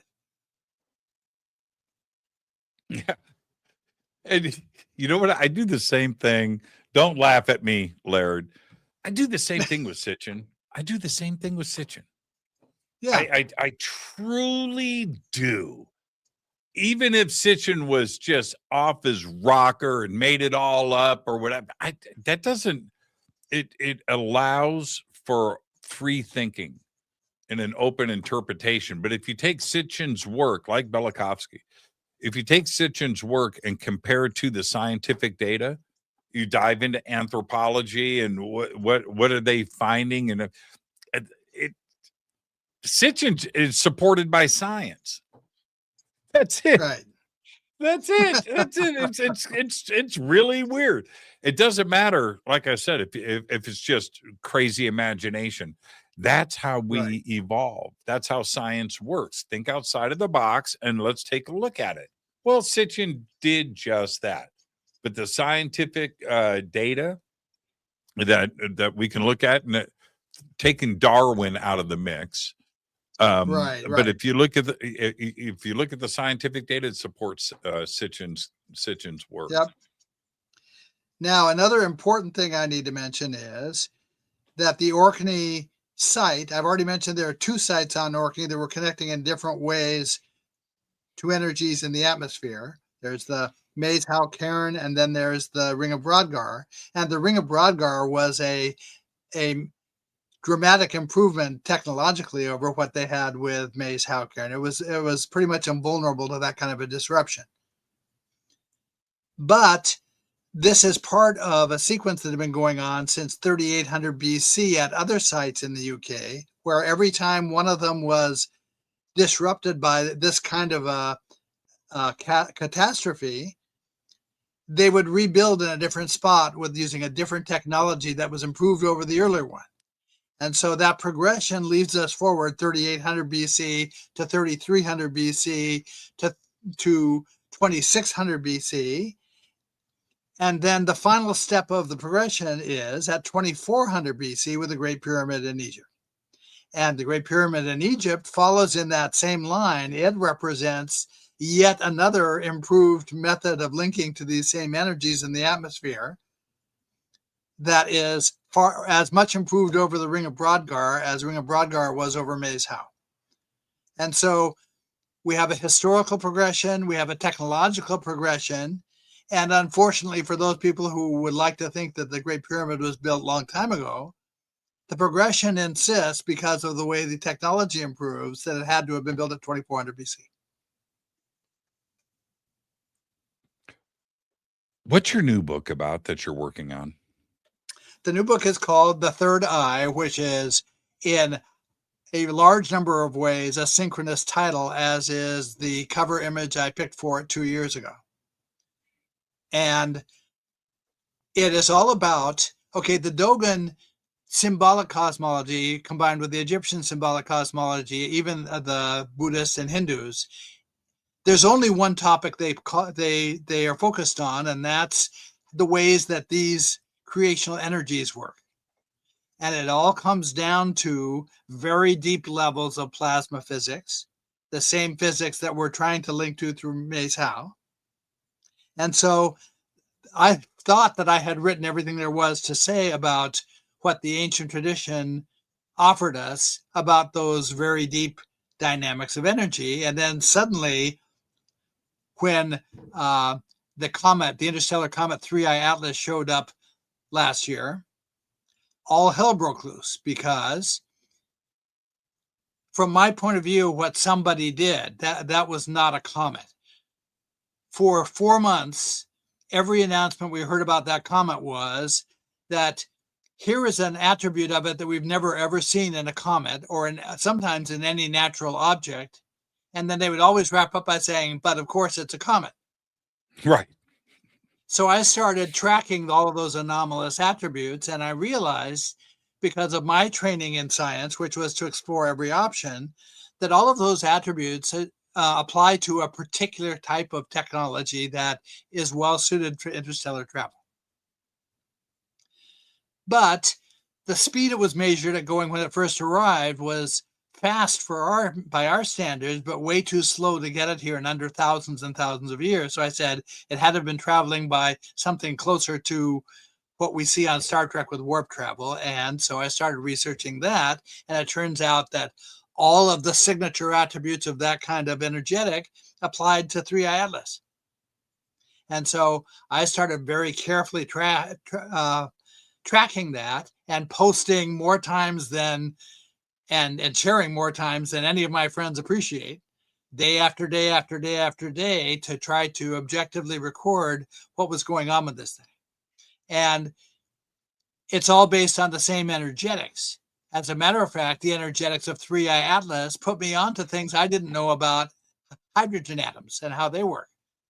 It's the same energetics, and somebody seemingly paraded that device across the stage of our planetary system, illustrating every key event that needs to happen if we wanted to build that kind of an interstellar ship and operate it. Here are the things we have to watch out for, like how close to a planetary system should it emerge from its warp-like speed without damaging the planetary system, things like that. So effectively, I couldn't have asked for a better final exam on my understanding of what the energetics were than what this object presented.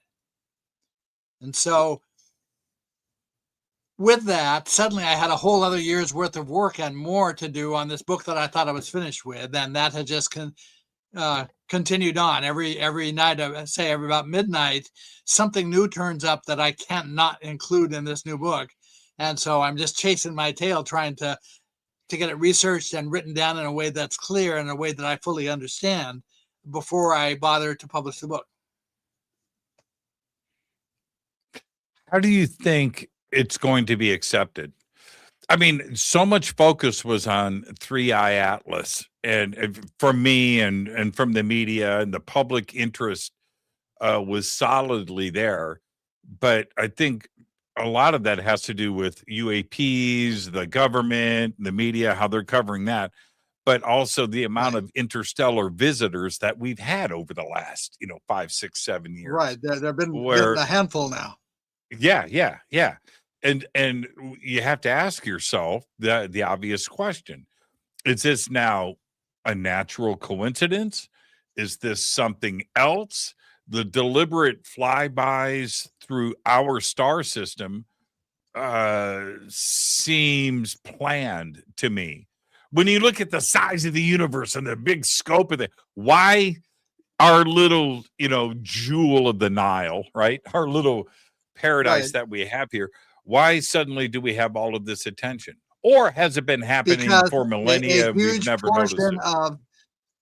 of the huge portion of the enlightening knowledge that's supposed to define the next era that we enter into has to do with us joining the interstellar family, and we can't do that without technology that allows us to do it.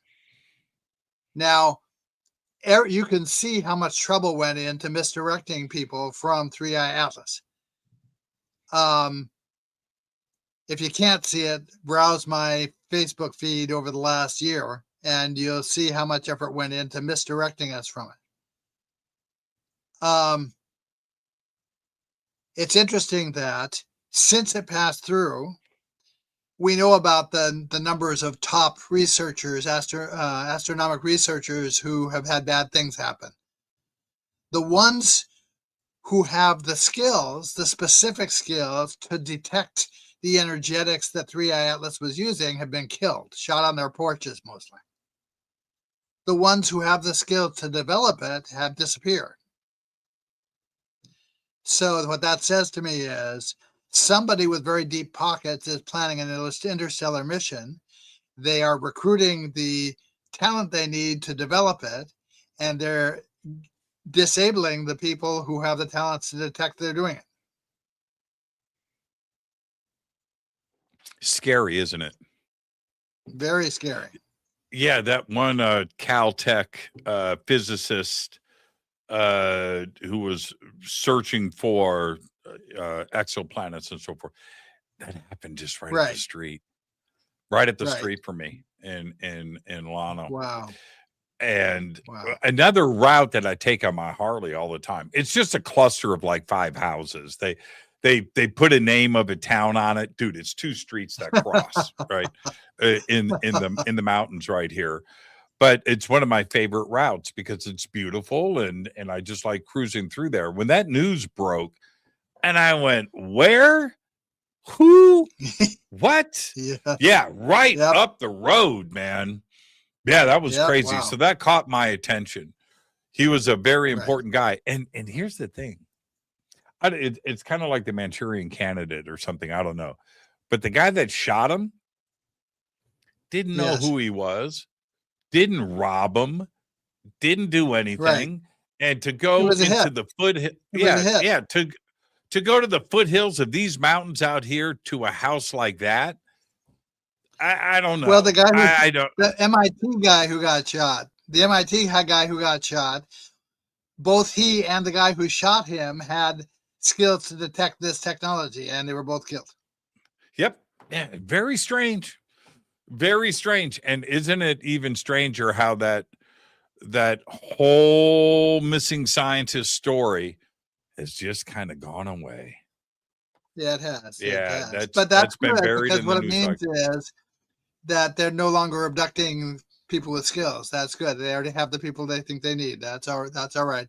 I have no problem with somebody mounting an interstellar mission, but it would be very nice if someone was upfront with us about this, but they don't really need to be, because there is momentum that continues to build here towards a natural disclosure of what's true about non-human intelligence. And it has its own momentum, and the authorities who are in charge should be cautioned that if they don't seize the moment to take the lead on genuine disclosure, that it's going to happen without them, because that's where it's headed. Laird, thank you so much. Give my best to You're Teresa, man. welcome. How's she doing? Is she good? Is she good? Yeah, she's good. She's doing well. I mean, she suffers some effects of long COVID still, which a number of people I know still have. She's tired a lot of the time, and she had some mobility issues. But other than that, she and I have a very nice life together, and we do everything we can to keep it nice. Yeah, she's the best. Please tell her in a please tell her difficult I said world, hello. our job is to make sure the piece of it we live in is a worthy place. Laird Scranton, you're the best, my friend. Keep doing what you're doing. When the book comes out, let Michelle know, and we'll get you back on. Thank you so much. Great. Thank you very much. I really appreciate it. You're the best. Laird Scranton, everybody. Laird's links are below. I am your host, Jimmy Church. Tomorrow night on the show, yeah, what are we doing tomorrow night? Tomorrow night is, Leela Hutchison is back with us. We're going to talk about contact of the ET kind and Chihuahuan. That's right. That's tomorrow night on the show. She's got a new book out. Leela is with us. I'll see everybody tomorrow night, but for now, all I've got is Go Beckley Tappy. Fade to Black is produced by Hilton J. Palm, Renee Newman, and Michelle Freed. Special thanks to Bill, John, Dex, Jessica, Dennis, and Kevin. Webmaster is Drew the Geek. Music by Doug Aldrich. Intro, Space Boy. Fade to Black is produced by KJCR for the Game Changer Network. This broadcast is owned and copyrighted 2024 by Fade to Black and the Game Changer Network, Inc. It cannot be rebroadcast, downloaded, copied, or used anywhere in the known universe without written permission from Fade to Black or the Game Changer Network. I'm your host, Jimmy Church. Go Beckley Tappy.